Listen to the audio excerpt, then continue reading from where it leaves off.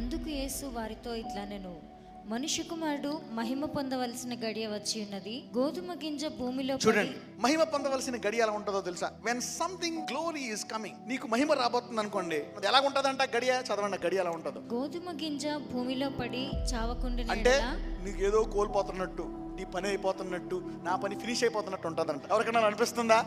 అదే మహిమ గడియ అంట. If you are in Christ, పక్కన ఇప్పుడు క్రీస్తులో ఉంటే నీ మహిమ గడియ వేరు అనండి. గోధుమ గింజ భూమిలో పడి చావకుండిన ఎడల అది ఒంటిగానే ఉండును, అది చచ్చిన ఎడల విస్తారముగా ఫలించదు. నీ కష్టముల్లో నేను అయిపోతానేమో అనుకుంటున్నావు, నువ్వు అయిపోవు. నీ కష్టముల్లో నీవు బహుగా ఫలించబోతున్నావు.